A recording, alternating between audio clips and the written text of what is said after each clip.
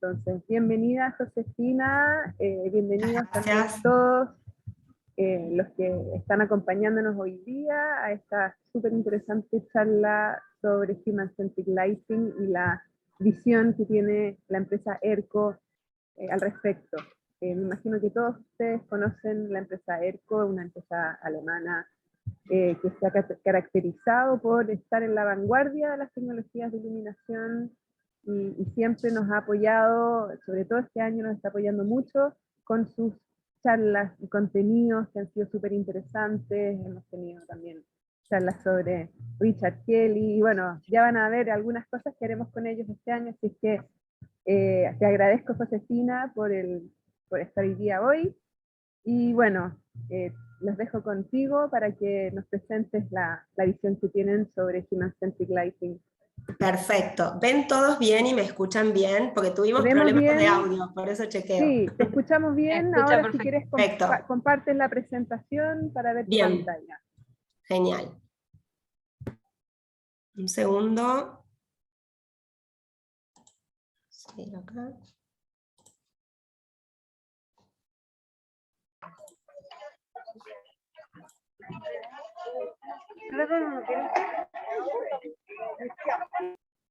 Perfecto. ¿Me avisan cuando todos vean la pantalla? Si se ve bien. Estamos viendo todo súper bien. También, si les parece, vayan poniendo en el chat las preguntas, entonces luego de la presentación podemos tener una sesión de consultas. Perfecto, perfecto. Sí, y desde ya, bueno, antes que nada, muchísimas gracias por la invitación. Ya vamos por la tercera charla, ¿no? Bueno, segunda de estas charlas abiertas y una que ya hicimos del curso, ¿es cierto? Sí, correcto. Así que, bueno, esperamos poder colaborar mucho más y súper agradecidos por todos los que se conectaron, que sabemos que es un esfuerzo hacerse un lugar en los días de trabajo. Así que, bueno, como ya anticipó Ximena, hoy vamos a hablar de Human Centric Lighting, ¿no? Y Human Centric Lighting es un concepto que está muy en boga en estos tiempos y que básicamente se refiere a el abordaje del diseño de iluminación teniendo en cuenta no solo los efectos visuales de la luz, sino también los efectos no visuales. Y estos efectos no visuales están directamente relacionados con el rendimiento de las personas, el bienestar, la salud, el confort, etcétera, etcétera. Yo lo que voy a hacer hoy es mostrarles un poco la perspectiva de ERCO respecto a este tema. El Human Centric Lighting es un abordaje bastante integral del diseño de iluminación, y también voy a hacer un poquito de historia en ERCO, hablando de algunos conceptos que, si bien no se definían como Human Centric Lighting, que es un concepto muy reciente, sí que nosotros desde hace mucho tiempo entendemos que venimos de alguna manera practicando el Human Centric Lighting, y que es mucho más que algunos conceptos específicos que por ahí confunden el concepto general. Para empezar con esto tenemos que tener muy en claro que la iluminación artificial es mucho más que luz para poder ver y llevar actividades a cabo. O sea, más allá de la cuestión fundamental de alguna manera que tiene que ver con poder seguir desarrollando actividades en ausencia de luz natural, ustedes bien saben que la luz nos permite, por un lado, cualificar y configurar la arquitectura, generar una experiencia, una relación, un vínculo con esa arquitectura. Nos permite también definir elementos, funciones a partir de la jerarquización, y también nos permite generar clima. Todo esto que les estoy contando, por lo menos desde nuestra perspectiva, no es ninguna novedad, es lo que sostenemos siempre, es lo que llamamos la iluminación pensada desde la percepción y por supuesto centrada en el hombre. Pero últimamente, y tal vez a ustedes también les pasó, vemos que el término Human Centric Lighting está siendo asociado a un elemento muy particular, que es el cambio dinámico en términos de temperatura de color, ¿no? Esto que se llama también tunable white o luz dinámica. Y si bien ese es un elemento del Human Centric Lighting, es un elemento, es mucho más abarca muchos otros conceptos. El Human Centric Lighting no tiene que ver solo con estos cambios de temperatura de color, y realmente lo tenemos que pensar como una estrategia de planificación. Es una estrategia de planificación. Y eso es lo que vamos a ir viendo ahora un poco. Primero algunos términos tal vez más relacionados al proceso visual para entender cómo aplicar el Human Centric Lighting, y después la aplicación en concreto. Vamos a hablar de un nuevo fotorreceptor, que es el que de alguna manera abre el juego en el tema del Human Centric Lighting. Hacia el año 2001, unos científicos de la Universidad de Brown descubren que, además de los conos y los bastones, que son los fotorreceptores clásicos que conocemos de toda la vida y que están involucrados en el proceso visual, aparecen unos fotorreceptores nuevos, que son unas células ganglionares, que básicamente están relacionadas directamente con procesos biológicos y con la sincronización con el ritmo circadiano. Estas células ganglionares, bueno, si ustedes ven acá en el esquema, se las marco acá, no sé si ven mi cursor, le estoy viendo a Euge que me diga ahí que sí, perfecto. Entonces, cuando nosotros recibimos luz, además de estimular conos y bastones, que son los que participan directamente en la formación de una imagen, en la transmisión de los impulsos del cerebro para formación de imágenes y colores, están también estas células ganglionares. Algunos grupos de estas células ganglionares, son las que fueron parte de este descubrimiento, sintetizan una proteína que se llama proteína melanópsina, que está directamente relacionada con la regulación de melatonina. Entonces acá en concreto estamos hablando de efectos no visuales de la luz. O sea, es una estimulación que tiene que ver con lo biológico, con lo emocional, con lo sensorial desde otro punto de vista. Y en concreto, estas células son las que básicamente le dicen a nuestro cerebro si es de día o si es de noche, en términos del ritmo circadiano. Entonces, tienen una participación en el proceso visual, pero nos permiten sincronizar el reloj biológico.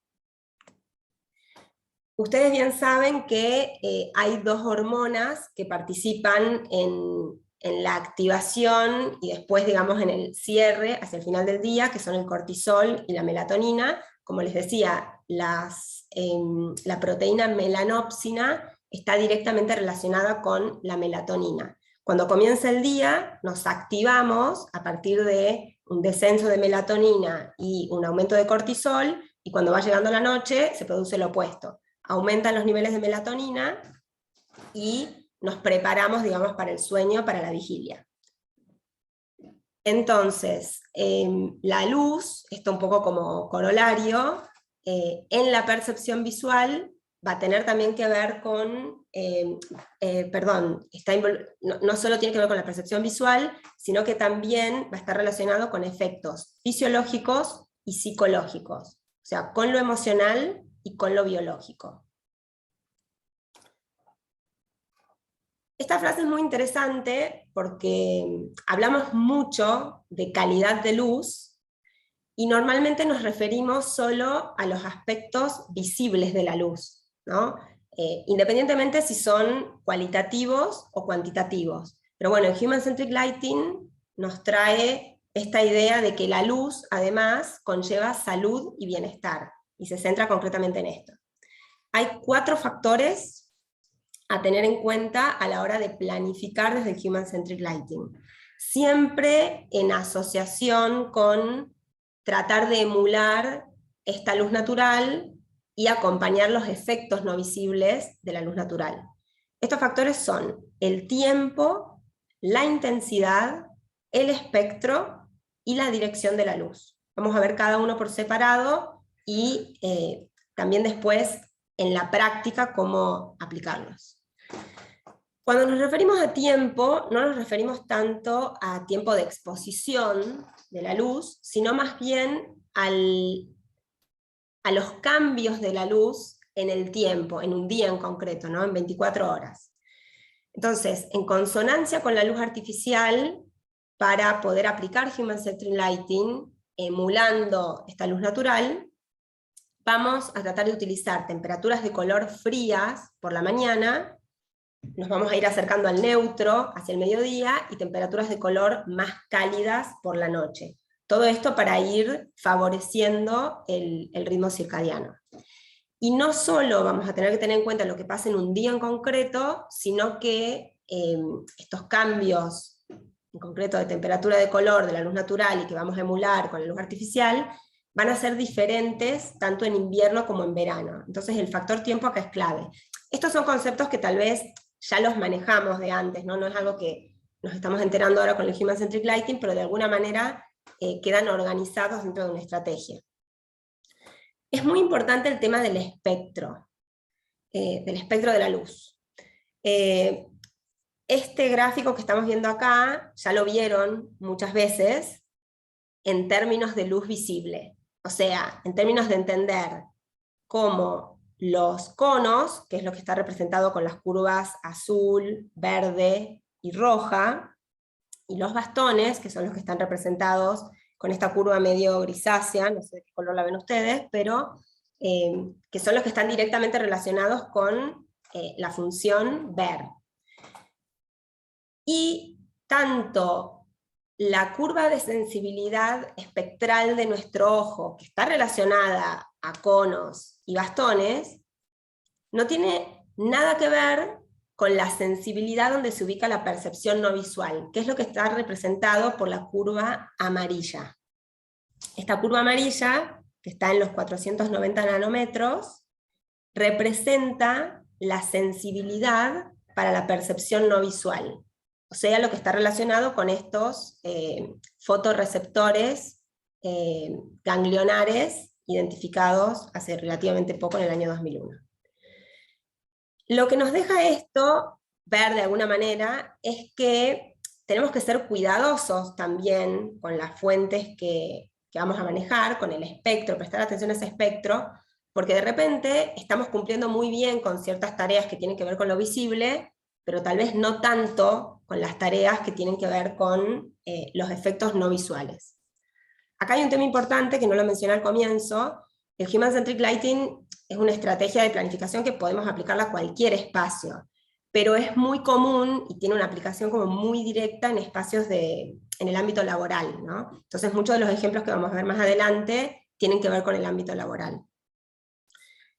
Y el cuarto elemento, y súper importante, es el tema de la dirección de la luz.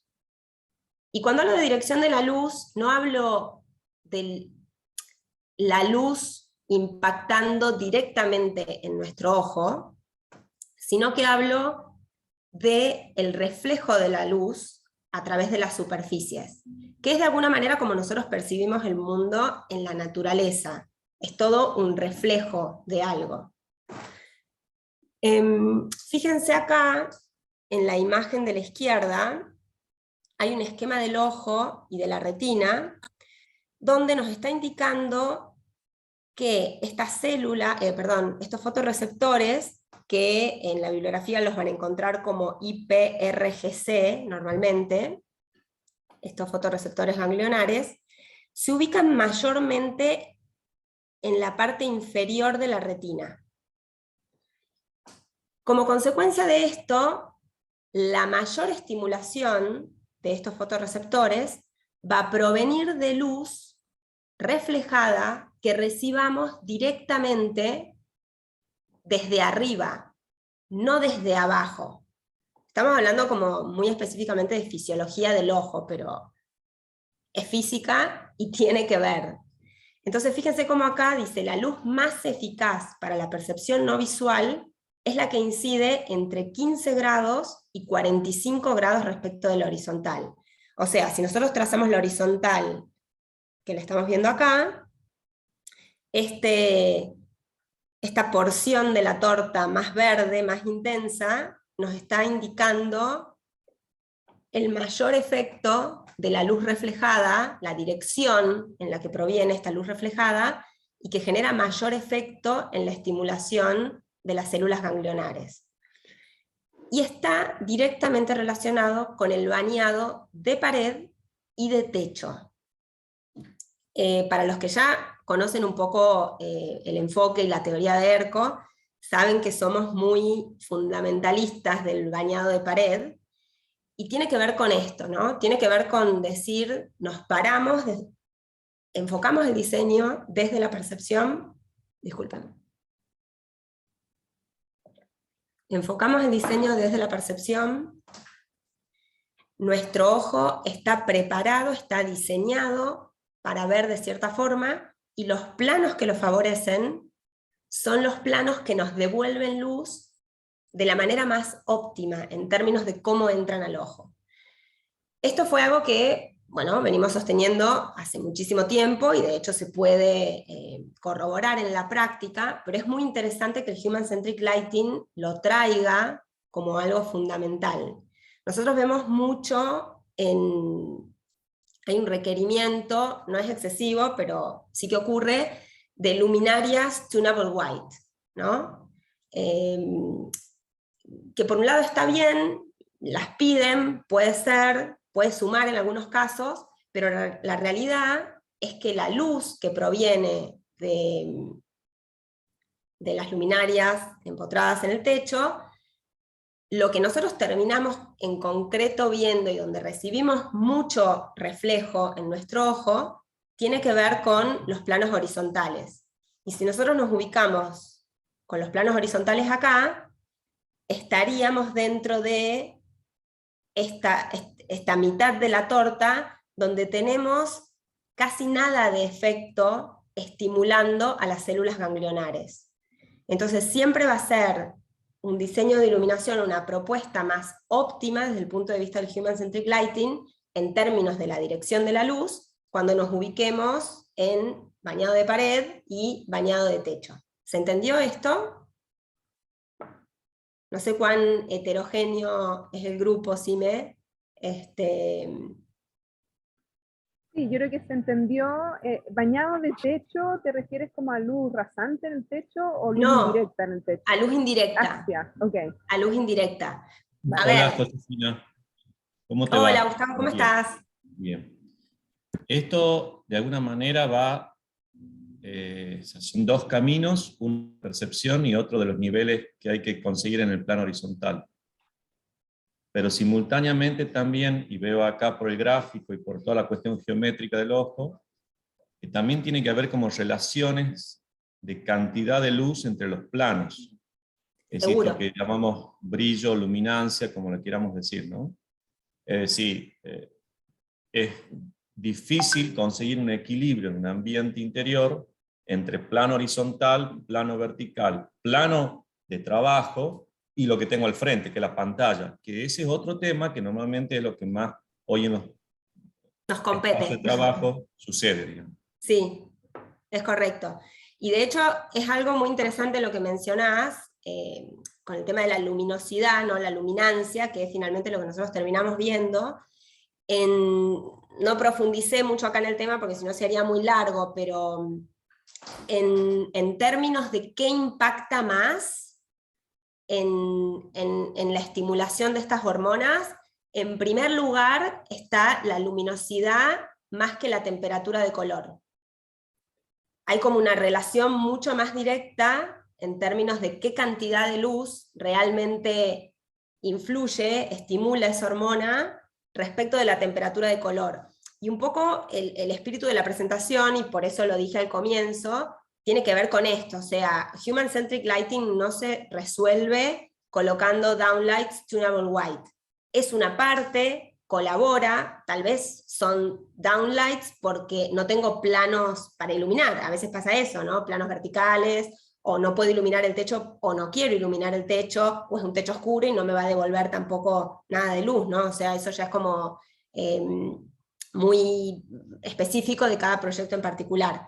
Pero sí, y es un tema muy importante, la luminosidad, la cantidad de luz. De hecho, ya hay algunas normativas, como por ejemplo la alemana, y WELL también, en términos de certificación, que dan puntos, WELL, y las normativas recomendaciones respecto de los niveles de luz para las distintas temperaturas de color que estimulan de mejor manera estas estos fotorreceptores. Así que muy buena la acotación.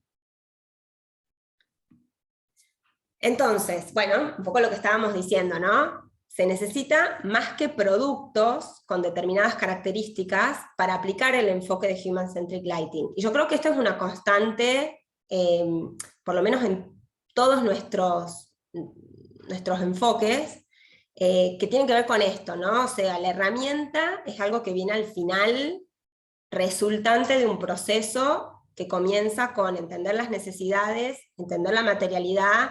Ahora, bueno, incorporar también todos estos conocimientos que tienen que ver con el bienestar, definir una estrategia y elegir al final una luminaria. Pero una luminaria en sí, sola, no me va a resolver nada. Y incluso lo digo cuando conversamos con los lightings en términos de proyectos ERCO. Podés tener la mejor luminaria del mundo, que si el proyecto está mal planteado, el resultado no va a ser el mejor. Y me parece que ahí también está el valor, ¿no? de la tarea del lighting designer, más allá de la elección de una luminaria en particular, que es muchas veces lo que a veces les cuesta entender a los arquitectos, ¿no? Como que elegimos luminarias, ¿no? Bueno, va más allá de eso, por supuesto. De la mano de eso, siempre traemos a colación el tema del diseño de iluminación cualitativo, ¿no? O sea, si bien, se los dije al comienzo, el Human-Centric Lighting es un término relativamente nuevo, nosotros sentimos, y realmente tenemos una comprobación a partir de ver de qué se trata el Human-Centric Lighting, venimos haciendo Human-Centric Lighting hace muchísimo tiempo. En primer lugar, con la aplicación del diseño de iluminación cualitativo, de la mano de Richard Kelly, muchos ya lo deben conocer. Richard Kelly es, de alguna manera, el padre del diseño de iluminación arquitectural, y quien de alguna manera sienta las bases para el diseño de iluminación orientado a la percepción, y define la iluminación cualitativa en estas 3 capas, que pueden estar presentes o no, ecualizadas de distinta manera: luz para ver, luz para mirar, luz para contemplar. Luz para ver, siempre muy relacionada a la arquitectura, a la definición de esa arquitectura, a entender el espacio. La luz para mirar, muy relacionada a lo que es la jerarquización y definición de funciones y elementos, y la luz para contemplar, que tiene que ver con generar este ambiente. Llevado a un ejemplo práctico: luz para ver, seguro muchos ya vieron esta presentación, luz para mirar y luz para contemplar, ¿no? Donde yo logro componer diferentes escenas y ayudo, a partir del trabajo de estas distintas capas, a la tarea visual, al entendimiento del espacio y a la experiencia del usuario. Y por otro lado, cuando hablamos ya de calidad de luz y de eficiencia, nos metemos en un concepto un poco más amplio, que yo diría que de alguna manera resume igualmente casi todos los puntos del Human-Centric Lighting de alguna manera, y es lo que nosotros en ERCO históricamente llamamos el confort visual eficiente, CVE, que tenía que ver con el diseño de iluminación cualitativo, que es esto que vimos de Richard Kelly, la iluminación vertical, que bueno, ahora ya tenemos como mayor fundamentación o acompañamiento de este concepto desde el Human-Centric Lighting, control de iluminación, luminotecnia eficiente, que ahí sí es hablar de luminarias que me permitan controlar la luz, no dispersar, tecnología dark light, etcétera, etcétera, y tecnología eficiente, ¿no? Donde ahí sí los parámetros específicos de una fuente de luz puede hacer la diferencia en la calidad de la luz. Entonces, en conclusión, Human-Centric Lighting es un concepto que venimos manejando hace mucho, y realmente estamos convencidos de que funciona, digamos, este enfoque holístico, y nos va a llevar a proyectos mucho más eficientes en todo sentido.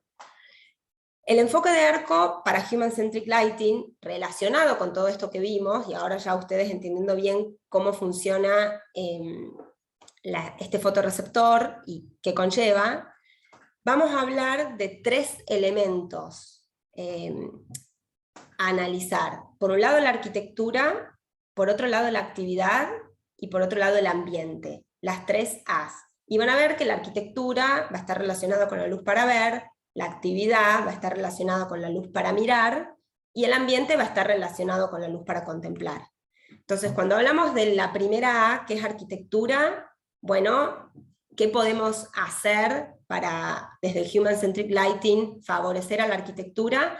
hacer visible el entorno mediante la iluminación de superficies verticales, destacar zonas funcionales mediante iluminación individualizada o caracterizada, integrar las luminarias en la arquitectura, esto en términos de montaje, de forma adecuada.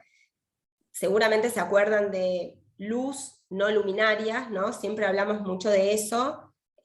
Cuanto más integrada esté la luminaria, la herramienta, y más integrada va a estar la iluminación. Cuando hablamos de la A de actividad, vamos a hablar concretamente de optimizar el confort visual. Cuando hablamos de confort visual, hablamos de apantallamiento, hablamos de evitar el deslumbramiento, básicamente.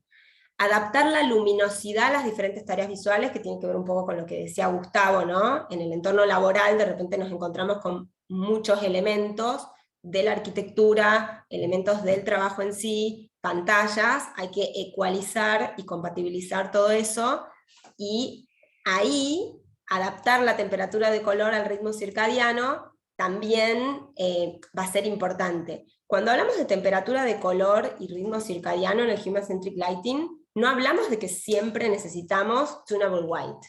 Esto quiero que quede muy claro. Realmente es entender cuál es la temperatura de color adecuada para cada espacio, para cada función. Tal vez, y seguramente no sea la misma temperatura de color la que necesitemos nosotros acá, la que necesite gente en Centroamérica, y la que necesite gente en los países nórdicos, ¿no? Eso creo que es algo que ya lo venimos viendo hace mucho y lo tenemos muy presente. En términos de ambiente, facilitar la orientación temporal mediante la adaptación del transcurso de la luz natural. Ahí sí que, fíjense cómo el tunable white tal vez lo tenemos más asociado a cómo generamos este clima, esta atmósfera, este bienestar, cómo me siento, más que a la tarea en concreto, ¿no? O sea, tiene que ver con este bienestar del que venimos hablando desde el comienzo. Posibilitar la personalización entre escenas de luz modificables. Nos pasa mucho que se habla mucho de sistemas de control, se sobredimensiona mucho todo, hay sensores, bueno, hay un montón de cuestiones, y a veces la solución más fácil es que alguien se pueda autogestionar su iluminación de la manera más simple, ¿no? Lámparas de escritorio o bueno, algún sistema de control que fácilmente nos permita trabajar confortablemente. Ustedes muy bien saben que no es lo mismo trabajar al lado de una ventana con mucha luz natural, o con algún elemento que permita regularla, y muy diferente de trabajar en espacios donde directamente no hay ingreso de luz natural por muchas horas, donde ahí sí que cobra mucho sentido el tema del blanco dinámico. Ajustar la iluminación según preferencias personales y del ambiente. Estuve leyendo algo de bibliografía cuando estábamos armando la presentación, y había una presentación ahí colada entre todas las que vi de unos colegas nuestros, y uno de los puntos más importantes era permitir horarios de descanso / recreación, y directamente que la gente pueda salir un rato al exterior. O sea, algo tan básico como esto, ¿no? Como que a veces nos centramos solo en el espacio muy en concreto que tenemos, y la ventana que tenemos al lado, y los niveles de luz, y cuestiones que tienen que ver más con esto, más tangible si se quiere. Y bueno, tal vez no tengo un patio en mi espacio de trabajo, pero permitir una salida de unos momentos realmente genera otro bienestar, y ni siquiera estamos hablando o relacionándolo con qué luminaria tengo en el techo. O sea, es uno de los actos más simples, ¿no?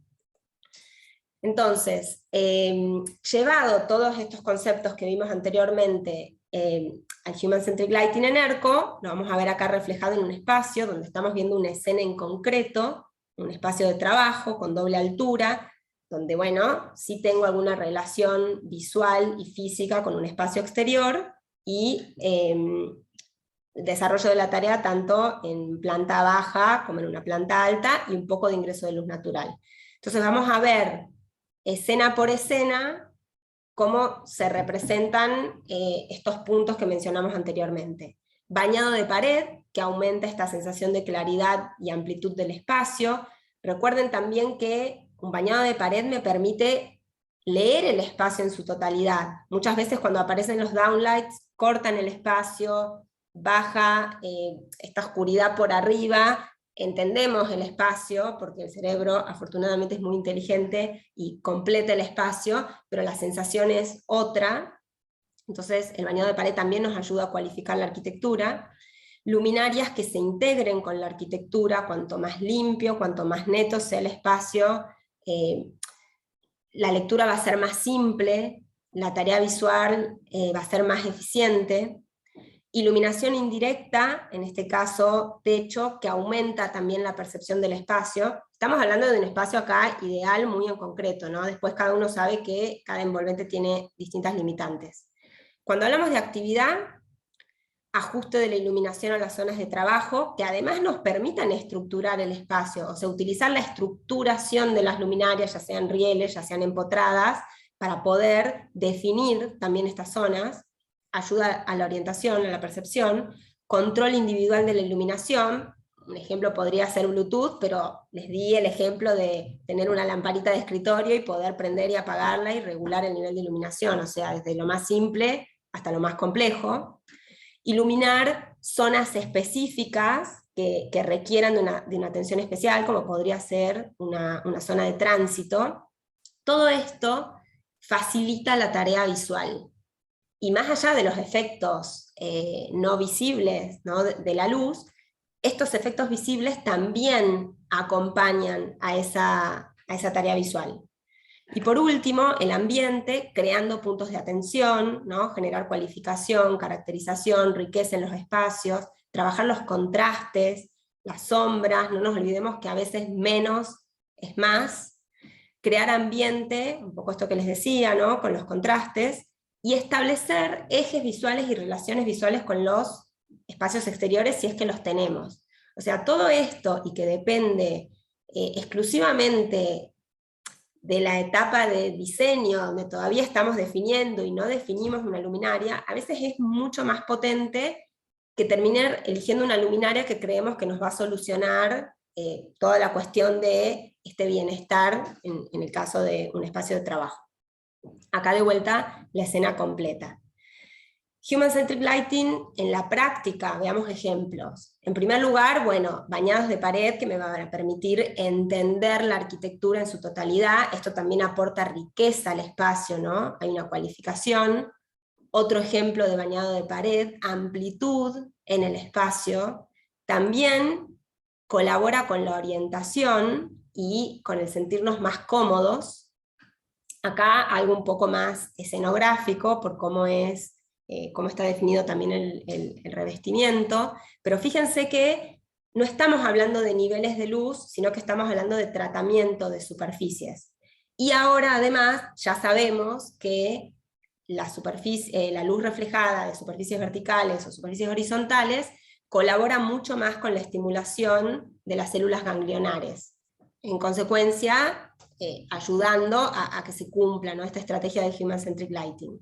Bañado de pared, también el bañado de pared, al ser una luz muy difusa, o iluminación indirecta en el techo, ¿no? Que son normalmente luces muy difusas, ayuda a suavizar cualquier contraste que pueda haber en el plano horizontal, ¿no? Es como que colabora a terminar de definir y ecualiza, ¿no? O sea, eso nos pasa siempre. Empezamos a encender luces y ecualizar todo, y vemos que muchas veces son los planos verticales o el techo los que terminan suavizando las sombras y generando también más confort. Acá lo mismo, también con las luminarias, de alguna manera generando una estructura, ¿no? En términos de puestos de trabajo, facilitando la tarea visual en esos planos verticales. Fíjense cómo acá están las lámparas las luminarias de escritorio, ¿no? Que me van a permitir tener más libertad en términos de qué cantidad de luz quiero tener. Esta imagen es súper interesante porque a través del bañado de pared, de alguna manera completo ese plano que tiene muchas ventanas, o sea, de alguna manera regulo, nunca me voy a acercar a la intensidad ni a la temperatura de color en este caso, por lo menos, de la luz natural, pero imagínense que si no estuvieran bañados esos planos entre ventanas, tal vez el contraste sería excesivo.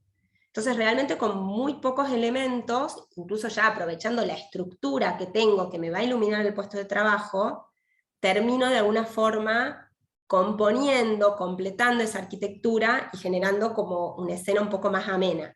Y luego tengo los acentos, en este caso unos acentos lineales cualificados directamente para la función.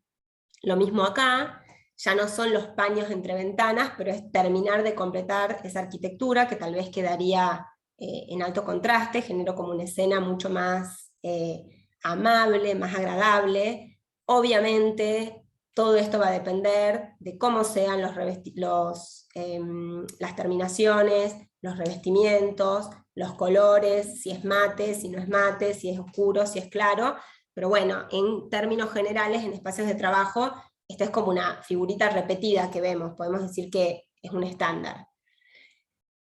Cuando hablamos también de la integración de las luminarias, no hablamos solo de cómo empotramos las luminarias o cómo mimetizamos todas estas estructuras en el techo, sino también acá empieza a cumplir un papel muy importante el tema del apantallamiento. Fíjense que prácticamente, salvo en dos luminarias que son concretamente proyectores, ¿no? Que son estas dos que están acá, donde veo de alguna manera el punto de luz, en el resto de las luminarias no veo el punto de luz, mi ojo está protegido, entonces centro mi atención en los elementos que me interesan, y hay una cualificación diferente del espacio. Acá lo mismo, ¿no? La importancia del plano vertical, jugar y ecualizar iluminación sobre planos verticales con los acentos horizontales. Acá, bueno, esta es como una escena bastante compleja porque hay de todo, ¿no? En términos de Richard Kelly, lo que se les ocurra, hay interior, hay exterior, hay vidrio, hay, bueno, muchísima información, pero bueno, en estas escenas justamente cuanto más complejas son la luz y cuanto más vidrio hay presente en la escena, que muchas veces en las oficinas tengo no solo la envolvente perimetral, sino un montón de separaciones. Ustedes piensen que cada punto de luz en el espacio es un punto que se va a reflejar en algún momento en ese vidrio, si no están bien tratadas las superficies verticales y horizontales. Cuanto más vidrio tenga, todos esos puntos de luz que ya existan en el techo se van a replicar en todos los vidrios posibles, y sobre todo de noche, cuando empiece a oscurecer, que sobre todo los vidrios del perímetro se van a transformar en espejos, ¿no? En especies de espejos que reflejan todo, porque no hay luz por fuera. Y siempre, y hoy más que nunca, tratar de integrar la naturaleza en estos espacios, ¿no? Bueno, esto que yo les decía, lo más fácil sería salir a dar una vuelta y caminar, y si tengo un parque, bueno, tirarme un rato afuera, pasar un buen momento y volver a la oficina, pero bueno, a veces no es posible, entonces también hay recursos para atraer distintos elementos que van a colaborar con ese bienestar. Esto a modo de resumen: iluminación vertical, diseño cualitativo, luminotecnia eficiente, control inteligente, tecnología LED eficiente. Todo esto hace al Human Centric Lighting. Por supuesto, en distintos de estos elementos está presente el tema del tunable white, o de estos cambios de temperatura de color a lo largo del día. Por supuesto que está presente la dirección de la luz, que dijimos que era el otro factor importante, el tema de lo que sería el espectro también. Entonces, bueno, es cómo en cada uno de estos elementos se van combinando los distintos factores. A modo de resumen, siempre pensar en conjunto cuando pensamos en Human Centric Lighting. No pensemos solo en la función, pensemos en la arquitectura, en la actividad, en el ambiente. Tengamos muy presente Richard Kelly, iluminación vertical, luz, no luminarias, pensar en los efectos de luz, no en las herramientas es algo que especificamos al final. Iluminación vertical, que bueno, ya un poco me superpuse y lo mencioné arriba. La luz natural como base, entender cómo funciona la luz natural para poder replicar, ¿no?, eso adentro. Establecer prioridades, tiempo y luminancia, espectro, dirección, lo que dijimos al comienzo, el ajuste de la luminosidad, o sea, cómo ecualizamos cada uno de los elementos, la variación del espectro, el diseño y la tecnología, porque bueno, sí va a llegar un momento donde voy a tener que definir herramientas y materializar un proyecto, y van a entrar en juego otras cuestiones, y el confort visual. El confort visual, que es el apantallamiento, el no deslumbrar, a veces es más importante, sobre todo en espacios de oficina, que cualquier otra cosa. Esto lo digo siempre.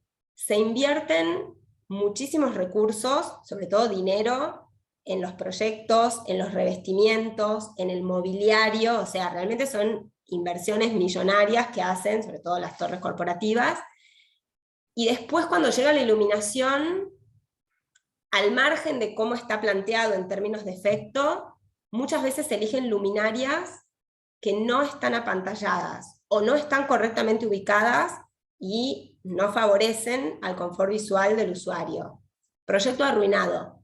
Persona que le molesta la luz en el ojo, en la pantalla, que le genera fatiga visual, créanme que todo lo lindo y todo el dinero que invertimos y un montón de cuestiones pasa a un segundo plano. Estar en un espacio mucho tiempo no confortable es un no en lo que es diseño de iluminación corporativo. Es un no en general, pero bueno, en el ámbito laboral se traducen un montón de cuestiones que tienen que ver con la rentabilidad, con la productividad de las personas. Entonces, bueno, en conclusión, el Human-Centric Lighting viene de la mano de este postulado que tiene que ver con la luz como cuarta dimensión de la arquitectura, entendiendo la arquitectura como un contenedor de personas, ¿no? No es solo un espacio donde vamos a desarrollar una tarea y entender dónde estamos, sino que realmente es una experiencia de disfrute, ojalá la mayoría de las veces, y donde realmente queremos sentirnos cómodos, establecer vínculos, y en términos de lo que es la arquitectura, el ámbito laboral, está muy relacionado con la productividad. Hay muchas empresas, sobre todo de estas tech más jóvenes, ¿no?, que fuera de la luz, o en complemento con la luz, entendieron por dónde va el bienestar en la oficina para generar productividad. Cambió mucho, esto sería otra presentación, pero tiene que ver con eso, ¿no? Se complementa directamente. Con esto ya termino. Buenísimo, muchas gracias Josefina, ha sido súper interesante todo lo que nos plantea. La verdad es que venimos escuchando Human-Centric Lighting hace unos años, pero la visión que tiene ERCO me parece súper completa, porque no aborda solamente desde la luminaria, desde solamente el cambio de temperatura de color, como mencionaba, sino que son muchos los aspectos que influyen, como tú mencionas, en el bienestar de los usuarios. Así es que muchas gracias por la presentación. No, por favor. Súper interesante, y bueno, obviamente después querríamos seguir sabiendo más, y también saber si ustedes han participado en estudios de investigación en ámbitos de la salud, por ejemplo, indicadores en los que han podido colaborar. Mira, todavía, como les decía, ¿no?, esto es algo de 2001, el término Human-Centric Lighting creo que recién como que está acuñado en 2015, ¿no? Pasa que bueno, ahora todo también pasa tan rápido que se desarrollan las cosas muy rápido. Hay un montón de estudios en concreto que hayamos participado, desconozco en este momento, pero voy a chequear, pero de todas formas, lo que sí es muy interesante es cómo muy rápidamente está entrando en el ámbito de la normativa, que como ustedes saben, la normativa es algo que era como intocable, inmóvil. Bueno, yo sé que Chile estuvo hasta hace muy poco delineando y cambiando su nueva normativa, incluso en términos laborales. Ahora hace muy poquito, dentro de muy poco, se lanza la actualización de la normativa europea, donde empieza a considerar los planos verticales, el nivel de iluminación en relación con los efectos no visibles. Las certificadoras le pusieron como mucha le dieron mucha importancia a esto. En Well, de hecho, hay una serie de, en términos de, entre la relación, digamos, de la iluminancia, o sea, la cantidad de luz que llega a un plano X, se aplica un factor para los distintos tipos de fuentes de luz. Halógena, bueno, por más de que ya no usamos, pero está estudiado, tiene uno, LED tiene otro, fluorescencia tiene otro, y te da lo que se llama el Melanopeak Lux, que capaz que algunos ya empezaron a escucharlo, que tiene que ver con qué cantidad de luz necesito para estimular en distintas situaciones este fotorreceptor utilizado adecuadamente. Entonces, realmente es como que entró muy de lleno, y es esto que decís vos, Ximena, ¿no? Como que Human-Centric Lighting siempre somos como muy simples, y vamos como a lo concreto, ¿no? O sea, ¿con qué puedo solucionar esto? Sí, el Tunable White es una opción, de hecho está disponible entre todos los fabricantes, pero me parece importante que se entienda que es una estrategia integral, tiene que ver con muchas cosas más, o sea, solo una luminaria, como en cualquier proyecto, no me va a resolver todo, ni va a ser todo, va a depender de un montón de criterios previos que se hayan definido y que se lleven a la práctica. Y entender, eso lo decimos siempre, o sea, sobre todo entender. Hablamos mucho de replicar la luz natural, bueno, tenemos que entender bien cómo funciona la luz natural y qué nos pasa con la luz natural. Yo siempre doy el ejemplo, cuando hablamos de iluminación de monumentos o espacios exteriores, siempre me preguntan mucho si conviene utilizar luz fría, luz cálida, si se puede combinar, bueno, ¿no? Como que hay mucho de esto. Y si bien es cierto que estamos de alguna manera generando una escenografía por la noche, porque en la noche no hay luz natural, que, salvo bueno, el reflejo de la luz de la luna, digamos, pero no hay una luz en concreto que ilumine nada, sí es interesante extrapolar los conceptos de cómo se ilumina, de cómo funciona la luz natural, a la luz artificial. Entonces siempre la luz más difusa, más contenedora, es una luz más neutra, más fría, porque es la luz de la bóveda celeste, y el sol siempre es la asociación con lo puntual, con lo más cálido. Yo no estoy diciendo que no podemos utilizar luz neutra para bañar paredes, ni mucho menos. Lo que estoy diciendo es que tal vez emular realmente la luz natural favorezca a la tarea visual y lo sentamos como más natural. Esto es como cuando tenemos luz cenital o luz que viene de abajo. Siempre va a ser más natural la luz que viene de arriba, porque tiene que ver con la luz del sol y es lo que nosotros conocemos, y la luz que viene de abajo es una luz que tiene que ver con el fuego.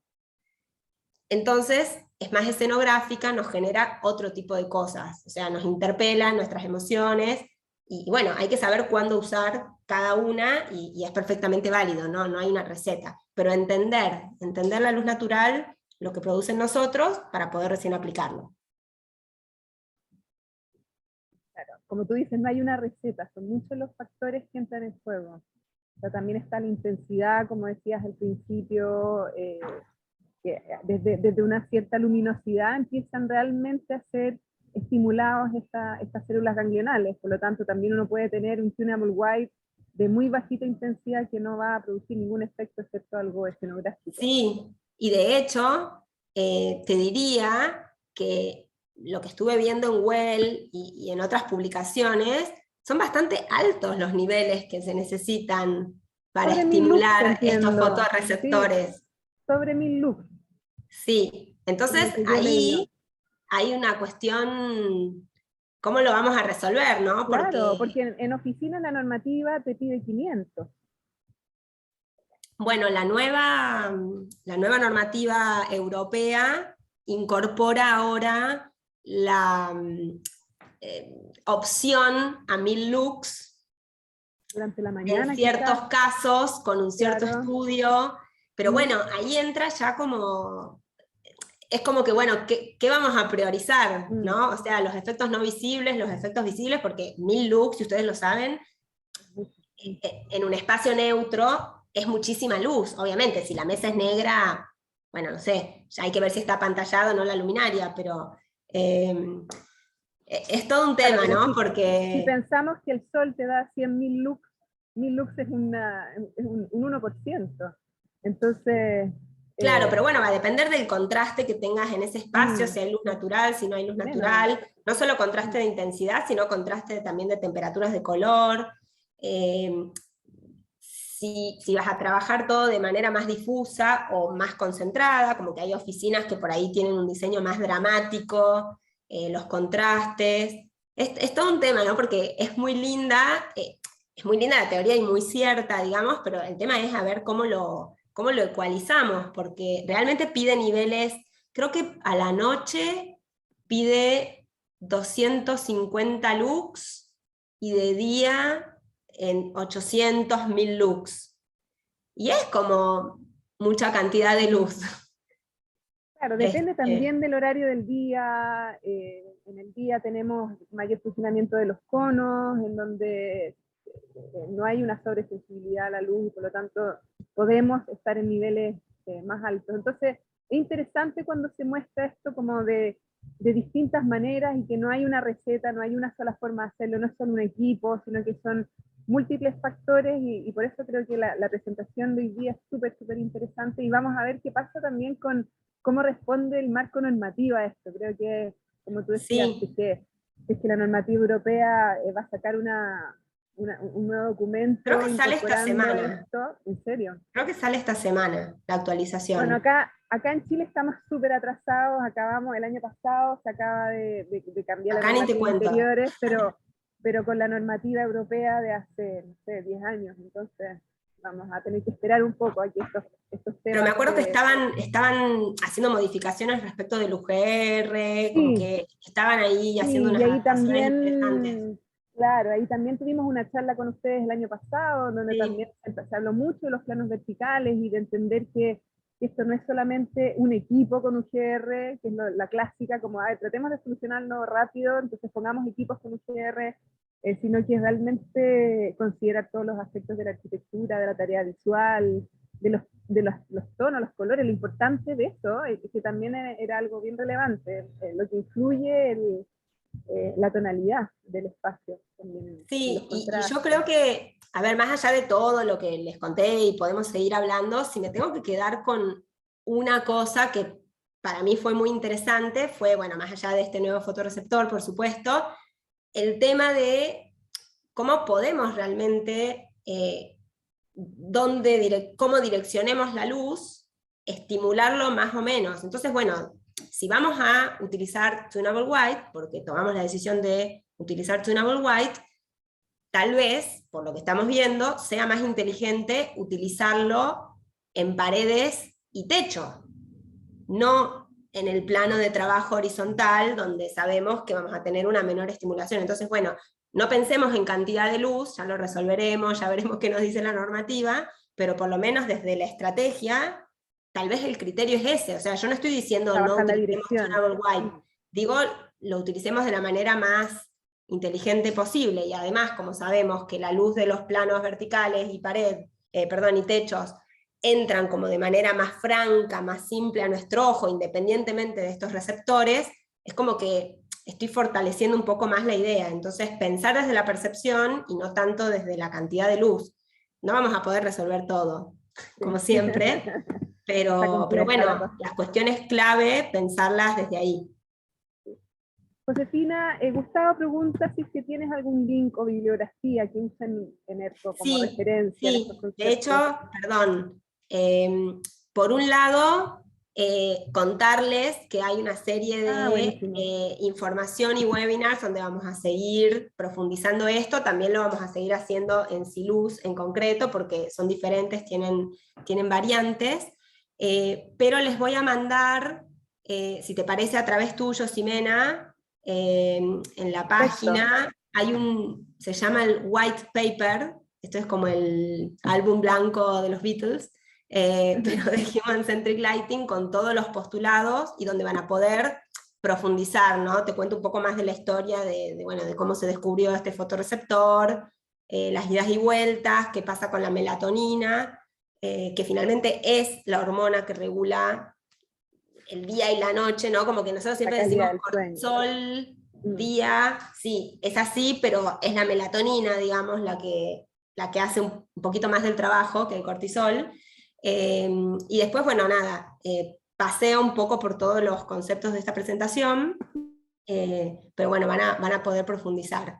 Hay un par de videos y te voy a mandar también un proyecto, hay un reporte de un proyecto, unas oficinas en Londres que no tienen casi ingreso de luz natural, porque las hicieron como en creo que es un espacio reciclado, subterráneo, y bueno, está todo trabajado, los conceptos desde el Human Centric Lighting, tiene tunable white, todo, pero bueno, usado a partir de estos conceptos. Ahí Manuel fue mucho más rápido que todos y subió ya el Perfecto. white paper